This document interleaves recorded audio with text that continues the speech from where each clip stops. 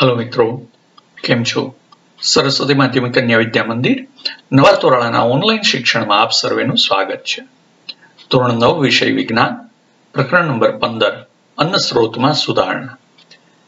મિત્રો, આપણે આની પૂર્વેના વિડિયોની અંદર પાક સુરક્ષાનું પ્રબંધન વ્યવસ્થિત રીતે સમજી ગયા હતા। આજના વિડિયોની અંદર આપણે આ પ્રકરણનો બીજો વિભાગ સમજવાનો છે। ખાસ કરીને દરેકને પૂરતા પ્રમાણમાં પોષણયુક્ત આહાર મળી રહે એટલા માટે પાક ઉત્પાદનમાં વૃદ્ધિ કરવી અને પશુપાલનમાં પણ વધારો કરવો એ આવશ્યક છે। એમાં આપણે પાક ઉત્પાદનની વિવિધ પ્રયુક્તિઓને અત્યાર સુધી સમજી ગયા। હવે આજના વિડીયોની અંદર સમજીશું પશુપાલન શું છે, કઈ રીતે પશુપાલન કરી શકાય છે, એની વિવિધ પદ્ધતિઓ અને એના માટે રાખવામાં આવતી સાવચેતીઓને સમજીએ। તો પશુપાલન એટલે એનિમલ હસબન્ડરી। ખાસ કરીને પશુધનના પ્રબંધનને પશુપાલન કહે છે। પ્રબંધન એટલે એને વ્યવસ્થિત રીતે એનું આયોજનયુક્ત દેખભાળ કરવી। તો પશુધન, પશુઓ છે આપણા માટે બહુ ઉપયોગી ઘટકો છે, એટલા માટે આપણે એને પશુધન કહીએ છીએ। આ પશુધનનું જે પ્રબંધન છે એને પશુપાલન કહેવાય છે। આ પશુપાલનની અંદર ઘણા બધા કાર્યો આવે છે, જેમ કે પશુઓને ખોરાક આપવો, એનું પ્રજનન કરાવવું અને વિવિધ રોગો સામે એનું રક્ષણ કરવું। કારણ કે પશુપાલનમાં દૂધાળા ઢોર, બકરી, ઘેટા, મરઘા અને મત્સ્ય ઉછેર નો પણ સમાવેશ થાય છે। પશુપાલનની આવશ્યકતા શું છે મિત્રો, આપણે શરૂઆતમાં પણ જોઈ ગયા। તો કે વસ્તી વધારો અને રહેણી કહેણીમાં સુધારાને કારણે આપણે વિવિધ પ્રકારના ઘટકોની આવશ્યકતા વધી ગઈ છે, જેમ કે ઈંડા, દૂધ અને માંસની માંગ છે એ ખૂબ વધી રહી છે। પરિણામે પશુપાલન છે એ જરૂરી બન્યું છે। પશુધન માટે માનવીય વ્યવહારના પ્રતિ જે જાગૃતિ છે એને કારણે પશુધન માવજતની અંદર કેટલીક મર્યાદાઓ આવી છે। એટલા માટે પશુધનનું ઉત્પાદન વધારવા માટે તેઓની જાતોની અંદર પણ સુધારણાની આવશ્યકતા છે, એટલે પશુધનની સુધારણાની પણ આવશ્યકતા રહેલી છે। તો હવે આપણે એને સમજીએ કે પશુધનની સુધારણા માં કઈ કઈ રીતે આપણે સુધારણા કરી શકીએ છીએ। તો સૌથી પહેલા સમજીએ પશુની ખેતી, કેટલ ફાર્મિંગ એ શું છે।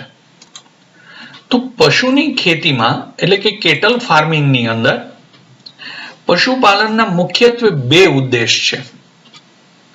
એક, દૂધ આપવા વાળા પશુઓનો ઉછેર કરવો અને ખેતી માટે ઉપયોગમાં આવતા પશુઓનો ઉછેર કરવો, જેમાં ખાસ કરીને હળ ચલાવવા માટે, સિંચાઈ માટે કે ભાર વહન કરવા માટે જે પશુઓનો ઉપયોગ થાય છે, માટે એક ખેતી માટે ઉપયોગી પશુઓ અને એક દૂધ આપવા વાળા પશુઓ, આ બે પ્રકારના ઉદ્દેશોનું પૂર્તતા કરવા માટે પશુપાલન છે કરાતું હોય છે।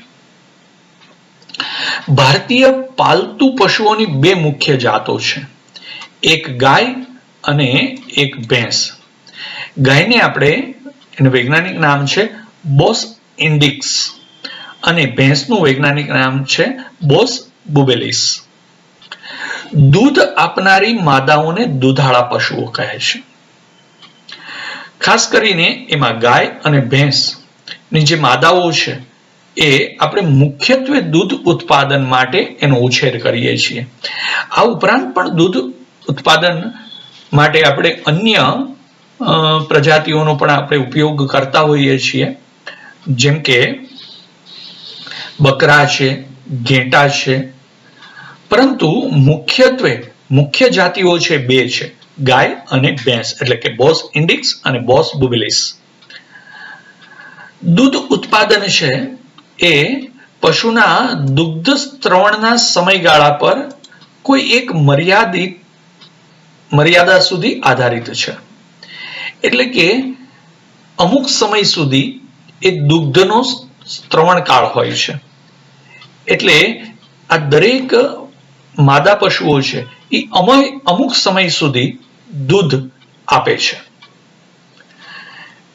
એટલે જે દુગ્ધ સ્ત્રવણનો સમયગાળા પર કોઈ એક મર્યાદા સુધી આધારિત દૂધ ઉત્પાદન છે. સમજાયું મિત્રો? એનો અર્થ એ થયો કે જ્યારે આ માદા છે એ વાછડાને જન્મ આપે છે ત્યાર પછી અમુક સમય સુધી એ દુગ્ધ સ્ત્રવણ કરે છે, એટલે કે દૂધ આપે છે. પછી એ દૂધ આપતું બંધ થઈ જાય છે. એનો અર્થ એ થયો કે એટલે જ્યારે બચ્ચાના જન્મ પછી દૂધ ઉત્પાદનની શરૂઆત થાય છે, એટલે દુગ્ધ સ્ત્રવણ કાળ છે શરૂ થતો હોય છે, એનો પ્રારંભ થતો હોય છે. દૂધ ઉત્પાદન કાળને વધારવા માટે સતત એનું પ્રજનન એ આવશ્યક છે, જેથી દુગ્ધ સ્ત્રવણ કાળ છે આપણે વધારી શકીએ. હવે લાંબા સમય સુધી દુગ્ધ સ્ત્રવણ કાળ માટે વિદેશી જાતો જેવી કે જર્સી, બ્રાઉન સ્વિસ ગાયને આપણે પસંદ કરીએ છીએ. એ બાળકના જન્મ પછી ખૂબ લાંબા સમય સુધી દૂધ આપે છે. પછી અમુક સમય પછી દૂધ આપવાનું બંધ કરી દે છે. એટલે દુગ્ધ સ્ત્રવણ કાળને લંબાવવા માટે અમુક એવી જાતો નો આપણે ઉપયોગ કરીએ છીએ કે જેની અંદર દુગ્ધ સ્ત્રવણ કાળ લાંબો છે, એ સમયગાળો છે વધારે લાંબા સમય સુધી એ દૂધ આપે છે. એને માટે વિદેશી જાતોમાં જર્સી, બ્રાઉન સ્વિસ એવી ગાયોને પસંદ કરવામાં આવે છે. દેશી જાતોની અંદર ખાસ કરીને રાતી સિંધી, સાહીવાલ આ બધી ગાયોનો ઉપયોગ કરવામાં આવતો હોય છે, કારણ કે એની રોગ પ્રતિકારક ક્ષમતા ખૂબ વધારે છે. એટલે પશુઓની અંદર રોગ ઓછો આવે અથવા તો રોગની સામે એ રક્ષણ કરી શકે પોતાનું, એવી રોગ પ્રતિકારક જાતોની અંદર આ જાતોનો સમાવેશ થાય છે. જો આ બે જાતોમાં સંકરણ કરાવાય, એટલે કે વિદેશી જાત અને આપણી દેશી જાત, આ બંને વચ્ચે જો સંકરણ કરાવવામાં આવે તો એક એવી સંતતિ આપણે પ્રાપ્ત કરી શકીએ કે જેમાં બંને ઐચ્છિક ગુણો હોય, એટલે કે દુગ્ધ સ્ત્રવણ કાળ વધારે લાંબો હોય અને સાથે સાથે રોગ પ્રતિકારક ક્ષમતા પણ વધારે હોય. આવા ઐચ્છિક લક્ષણો યુક્ત નવી સંતતિ છે એ આપણે પ્રાપ્ત કરી શકીએ. તો સંકરણ જાતો ઉત્પન્ન કરી અને આપણે ઐચ્છિક ગુણો વાળી જાતો છે એ મેળવી શકીએ પશુપાલનમાં. તો પશુપાલનની અંદર જેટલી બાબતો સમજાય એના આધારે બ્લુ લાઈન પ્રશ્નો આવે તો એ મિત્રો આપણે હમણાં જ જોઈ ગયા.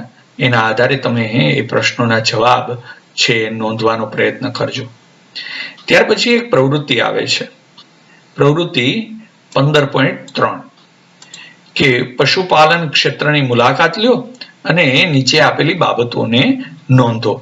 પશુઓની સંખ્યા અને વિવિધ પ્રકારની જાતની સંખ્યા, કઈ પ્રકારની જાતો છે એ કેટલી સંખ્યાની અંદર રહેલી છે. એ ઉપરાંત વિવિધ જાતો દ્વારા દરરોજ કેટલા પ્રમાણમાં દૂધ ઉત્પાદન કરવામાં આવતું હોય છે એની એક નોંધ કરો, જેથી આપણને ખબર પડે કે કઈ જાત કેટલું દૂધ આપે છે. તો જે જાતો વધારે દૂધ આપતું હોય એવી જાતોનો આપણે વધારે પશુપાલન કરી શકીએ, એનો ઉછેર આપણે વધારે કરી શકીએ, જેથી આપણને વધુ લાંબો સમય સુધી દૂધ મળી શકે. હવે મિત્રો સમજીએ ઉત્પાદનનું પ્રમાણ છે એ માનવીય વ્યવહાર આધારિત પશુપાલનમાં પશુઓના સ્વાસ્થ્ય અને સ્વચ્છ દૂધ ઉત્પાદન માટે ગાય અને ભેંસના શરીરની યોગ્ય સફાઈ સાથે સંકળાયેલું છે. એટલે કે જે કંઈ આપણે ઉત્પાદન કરીએ છીએ એના માટે માનવીય વ્યવહાર, ખાસ કરીને આ પશુઓની જાળવણી આપણે કઈ રીતે કરીએ છીએ એ મુજબ આપણને સારું અને સ્વચ્છ દૂધ મળી શકે. એના માટે આવા પશુઓના શરીરની યોગ્ય સફાઈ, યોગ્ય નિવાસ સ્થાનની પણ આવશ્યકતા રહેલી છે કે એને જ્યાં પશુઓને આપણે નિવાસ કરાવીએ છીએ એ નિવાસ સ્થાન પણ સ્વચ્છ અને યોગ્ય હવા ઉજાસ વાળું હોય. એ બધી બાબતોની આવશ્યકતા રહેલી છે. કારણ કે પશુના શરીર પરથી ખરેલા વાળ અને ધૂળને દૂર કરવા માટે નિયમિત રીતે પશુની સફાઈ થવી જરૂરી છે. તેઓનું નિવાસ સ્થાન, જેને આપણે ગમાણ કહીએ છીએ, એ ધાબાવાળું અને હવાની અવરજવર યુક્ત હોવું જોઈએ, જેથી યોગ્ય વાતાવરણની અંદર પશુઓ છે એ પોતાનો વૃદ્ધિ અને વિકાસ સારી રીતે કરી શકે. આવા નિવાસ સ્થાનથી તેઓને વરસાદ, ગરમી અને શિયાળામાં ઠંડીથી બચાવી શકાય છે, જેને કારણે એની અંદર રોગોની નિયંત્રણ કરી શકાય છે. એ ઉપરાંત નિવાસ સ્થાનને સ્વચ્છ રાખવા માટે એનું જે તળિયું છે, ભોંયતળિયું છે, એ ઢાળવાળું હોવું જોઈએ, જેથી આવા પશુઓ દ્વારા જ્યારે મળમૂત્રનો ત્યાગ કરવામાં આવે ત્યારે એ સરળતાથી મૂત્ર છે વહી જાય અને મળને પણ આપણે સરળતાથી સાફ કરી શકીએ, જેથી સ્વચ્છ નિવાસ સ્થાન મેળવી શકાય. એટલે એને સાફ અને સૂકું રાખવું એ જરૂરી છે, જેથી વિવિધ પ્રકારના રોગોની સામે આપણે આ પશુઓને રક્ષિત કરી શકીએ. એટલા માટે એ નિવાસ સ્થાનનું જે તળિયું છે એ ઢાળવાળું હોવું જોઈએ. એનો અર્થ એ થયો કે એનું જે નિવાસ સ્થાન છે ધાબાવાળું, હવાની અવરજવર યુક્ત અને ભોંયતળિયું છે એ ઢાળવાળું હોવું જોઈએ. દૂધ આપવાવાળા જે પશુઓ છે, જેને ડેરી પશુ કહીએ, એને આહારની આવશ્યકતા પણ બે પ્રકારની છે. એક પ્રકારનો આહાર કે જે તેઓના સ્વાસ્થ્યને સારો જાળવી રાખે, એટલે એનું સારું સ્વાસ્થ્ય જળવાય એટલા માટે એક પ્રકારનો આહાર એવો આપીએ કે જેથી એનું સ્વાસ્થ્ય સારું જળવાઈ રહે, અને બીજો આહાર એવો જરૂરી છે કે જેથી દૂધ ઉત્પાદન વધારી શકાય. એટલે એને બે પ્રકારના આહારની આવશ્યકતા છે ડેરી પશુને. એની જરૂરિયાત દુગ્ધ સ્ત્રવણ કાળ સમયે હોય છે. એટલે બીજા પ્રકારનો જે આહાર છે એ દૂધના ઉત્પાદનને વધારવા માટે અને એ આહાર એના દુગ્ધ સ્ત્રવણ કાળ સમય પૂરતો જરૂરી છે. પશુ આહારમાં મુખ્યત્વે કયો આહાર હોય છે? તો મોટો વૃક્ષ ચારો, જે સામાન્ય રીતે મુખ્યત્વે રેસામય હોય છે, અને સમૃદ્ધ આહાર જેમાં રેસા ઓછા હોય છે અને પ્રોટીન અને અન્ય પોષક તત્વો વધારે માત્રામાં હોય છે.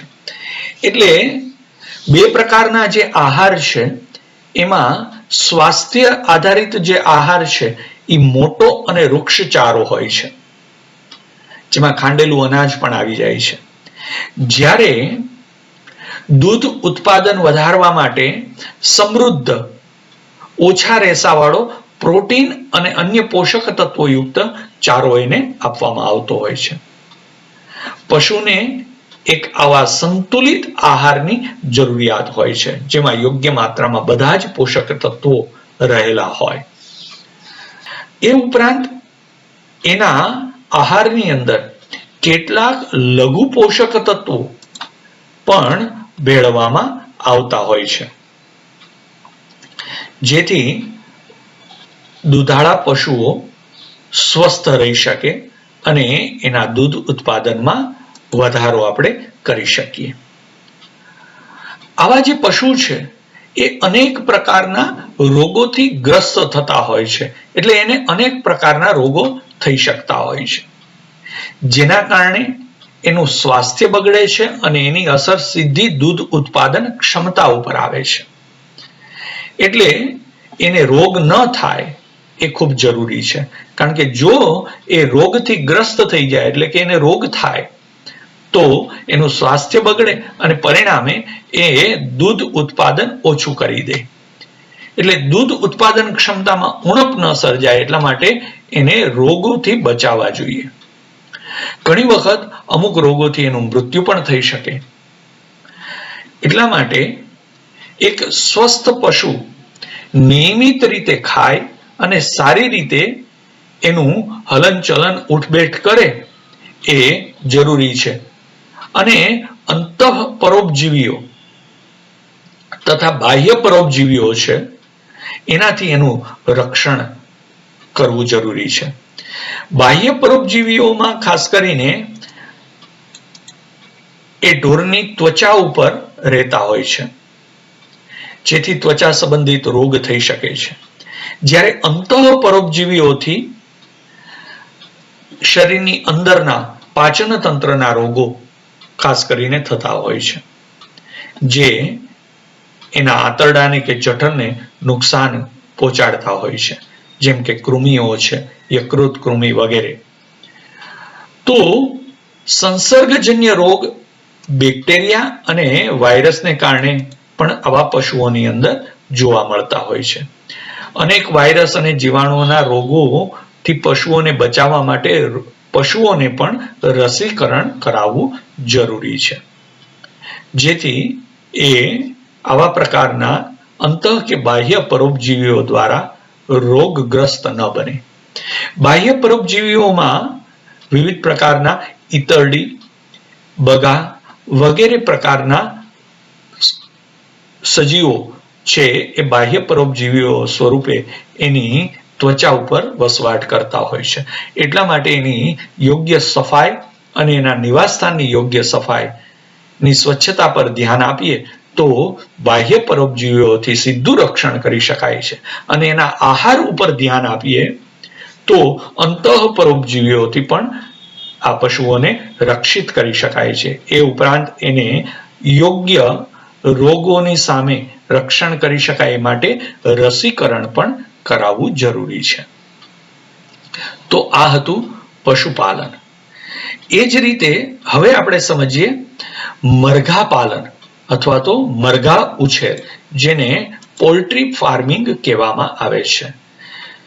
કેવા કેવા પ્રકારની મરઘાની જાતો છે અને એનો આહાર કેવો છે, એનો વસવાટ કઈ રીતનો હોય છે, એ બધી બાબતો મરઘા પાલનની અંદર આપણે સમજીએ.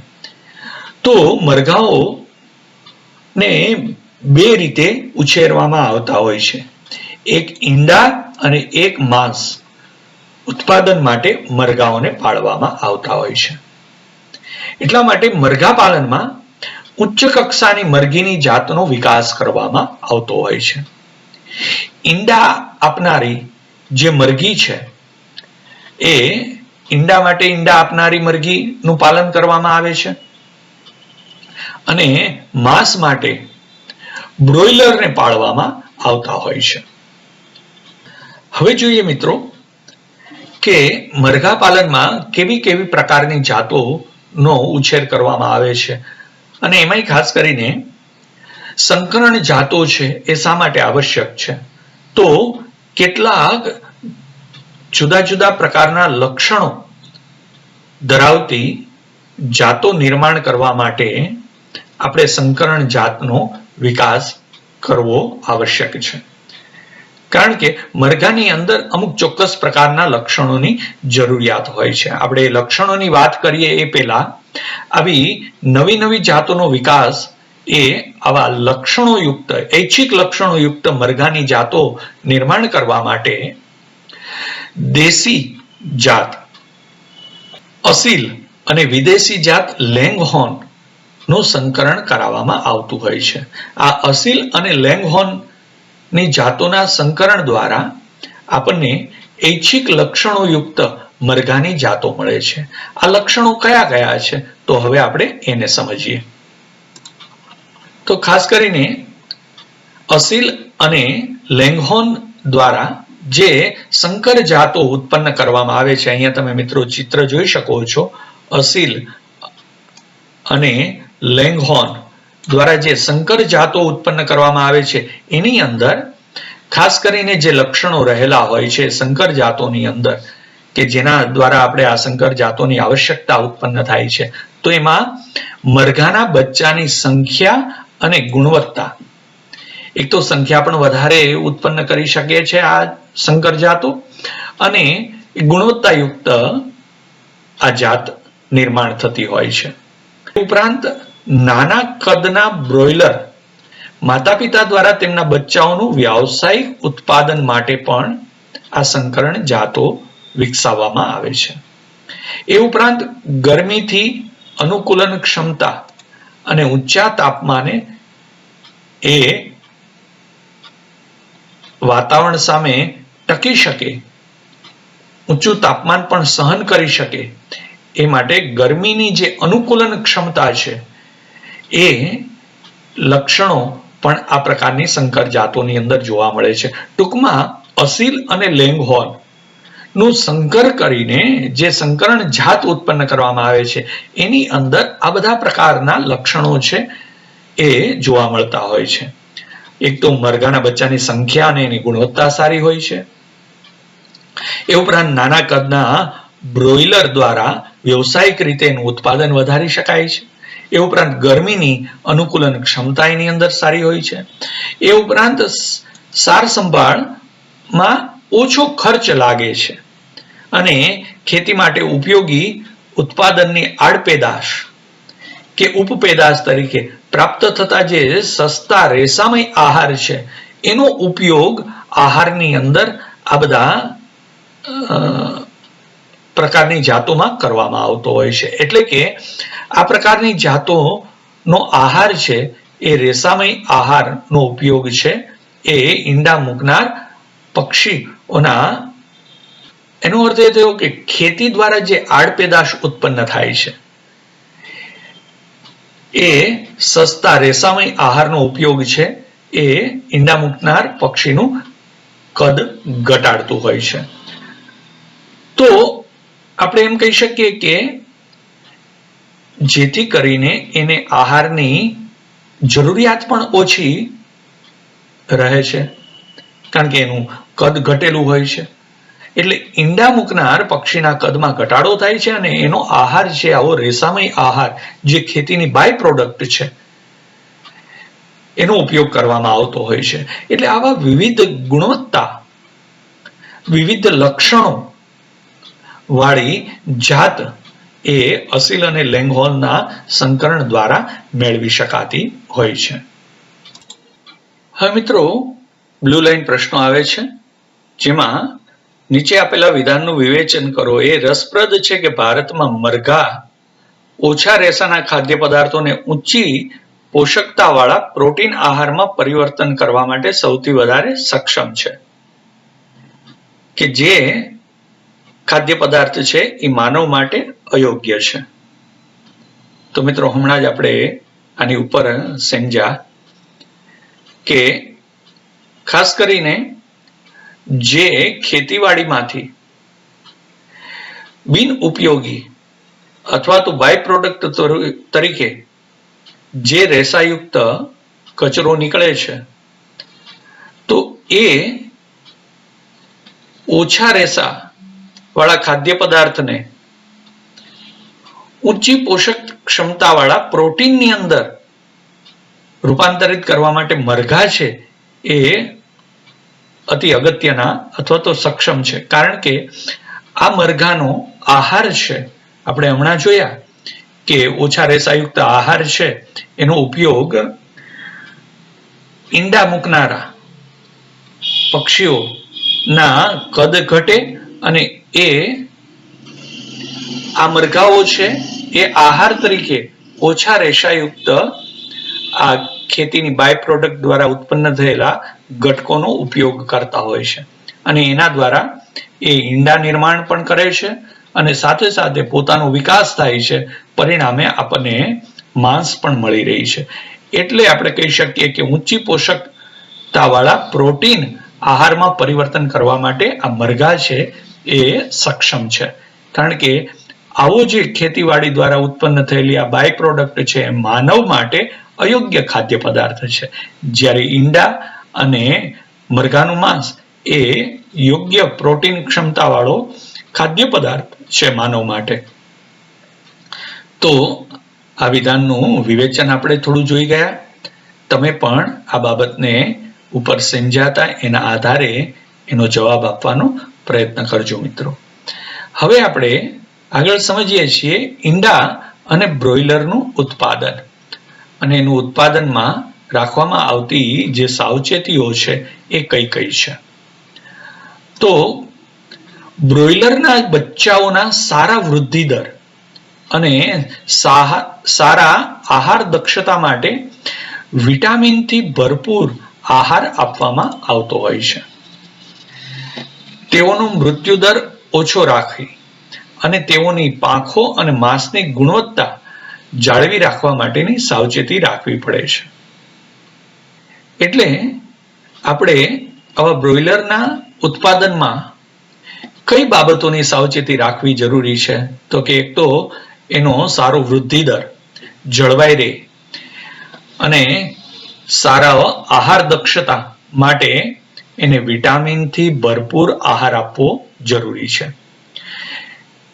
એના કારણે એનો મૃત્યુદર પણ ઘટે છે, એટલે એનો મૃત્યુદર ઓછો રાખી શકાય.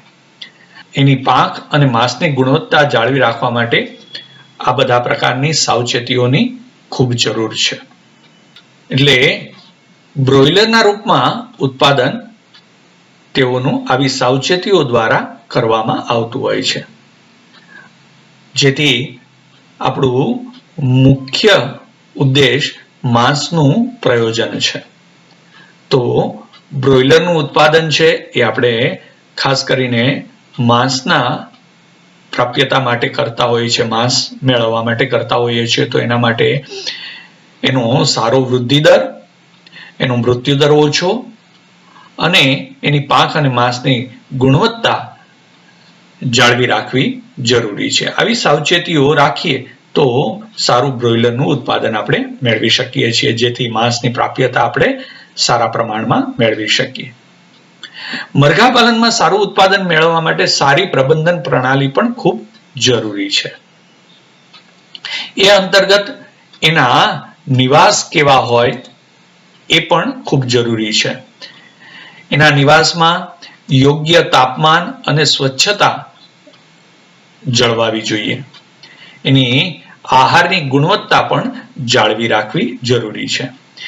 એ ઉપરાંત એની સાથે સાથે રોગ અને જંતુઓ પર નિયંત્રણ પણ રાખવું જરૂરી છે. એટલે કે વિવિધ રોગો અને જંતુઓથી એને બચાવવા જરૂરી છે.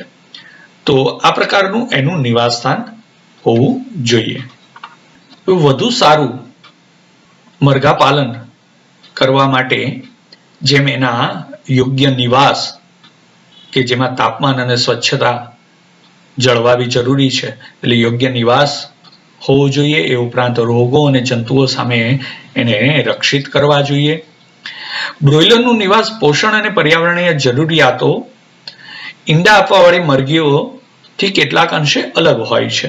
એટલે બ્રોઇલર છે એનું નિવાસ અને એની આહારની આવશ્યકતાઓ છે અથવા તો પર્યાવરણીય જરૂરિયાતો છે એ ઈંડા આપવાવાળી મરઘી કરતા થોડા ઘણા અંશે જુદી પડતી હોય છે. બ્રોઇલરના આહારની અંદર ખાસ કરીને પ્રોટીન અને ચરબી વધુ માત્રામાં હોય છે. મરઘાના આહારમાં વિટામિન એ અને વિટામિન કે ની માત્રા પણ વધારે હોય છે. એટલે બ્રોઇલરના આહાર છે એ આવા પ્રકારના હોય છે. જ્યારે ઈંડા આપતી જે મરઘી છે એ ખેતીની આડપેદાશ સ્વરૂપે પ્રાપ્ત થતા જે સસ્તા રેસામય પદાર્થો છે એનો આહાર એને આપવામાં આવતો હોય છે. તો આ રીતે બંનેના આહારમાં થોડી ભિન્નતા જોવા મળે છે. વિવિધ પ્રકારના પરોપજીવીઓ, ખાસ કરીને જીવાણુઓ, વાયરસ, ફૂગ, પરોપજીવીઓ અને પોષણની હીનતાને કારણે મરઘીઓની અંદર ઘણા પ્રકારના રોગો પણ થઈ શકતા હોય છે. તો એને રોગોથી બચાવવા માટે સફાઈ અને સ્વચ્છતા પ્રત્યે વધારે ધ્યાન આપવું જરૂરી છે. એના માટે એને નિયમિત રીતે રોગાણુનાશ કરનાર પદાર્થોનો છંટકાવ એના નિવાસસ્થાનમાં કરવો જરૂરી છે. એ ઉપરાંત મરઘીઓને સંસર્ગજન્ય રોગો પણ ઝડપથી થતા હોય છે. તો એના રોગોથી બચાવવા માટે એને જરૂરી રસીકરણ કરવું જોઈએ, જેનાથી રોગના ફેલાવાથી તે ગ્રસ્ત ન થાય.